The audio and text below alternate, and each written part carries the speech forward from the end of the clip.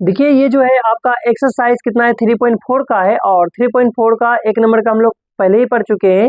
तो 1 नंबर का कितने नंबर पढ़ेंगे, 2 नंबर। और जो विधि सीख रहे हैं तो वो कौन सा विधि है, विलोपन विधि। तो विलोपन विधि में सबसे पहले क्या करते हैं, चाहे तो एक्स एक्स को बराबर करते हैं, चाहे तो वाई वाई को बराबर करते हैं, और दोनों में से किसी एक को कटा के एक का मान निकाल लेते हैं।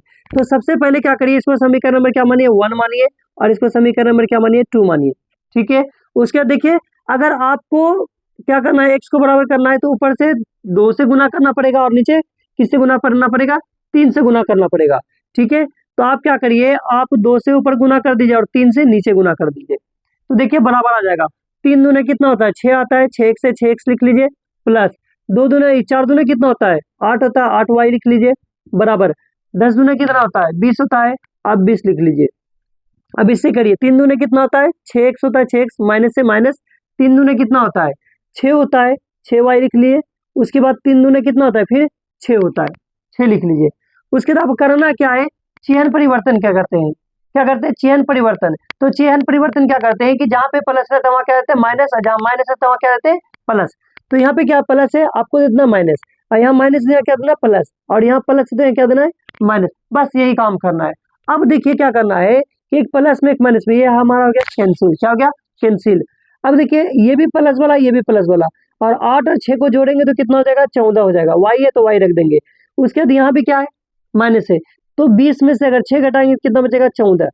तो ये गुना में इधर आके क्या हो जाएगा भाग में, यानी y बराबर क्या हो जाएगा 14/14। तो 14 14 क्या हो गया कैंसिल, बचे कितना 1, यानी y बराबर क्या निकल गया 1। अब इसी y का मान को समीकरण चाहे तो 1 में रखेंगे, चाहे तो 2 में रखेंगे। अगर इसमें भी रखेंगे तो भी आपका बनेगा, इसमें भी रखेंगे तो भी आपका बनेगा। आपको कोई ऐसा इशू नहीं है कि हम इसी में रखेंगे तभी बनेगा, ऐसा कोई बात नहीं, इसमें भी रखेंगे तो भी बन जाएगा।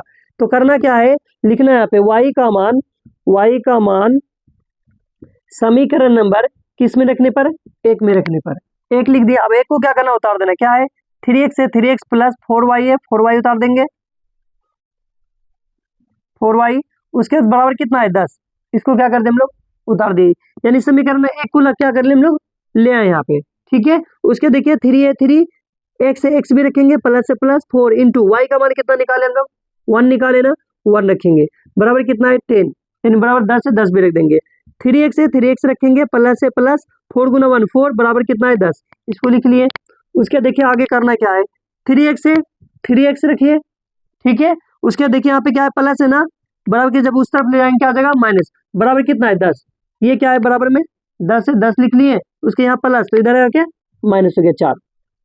3x है, 3x से रखिए, 10 में से अगर 4 घटाएंगे कितना बचेगा 6, 10 में से 4 घटाएंगे कितना बचेगा 6, 6 लिखेंगे। ये गुना में इधर क्या गया भाग में, यानी x बराबर क्या जाएगा 6/3। तो 3 दूने कितना होता है 6, 3 दूने 6, इसलिए x बराबर कितना गया 2, और y बराबर कितना निकल गया 1।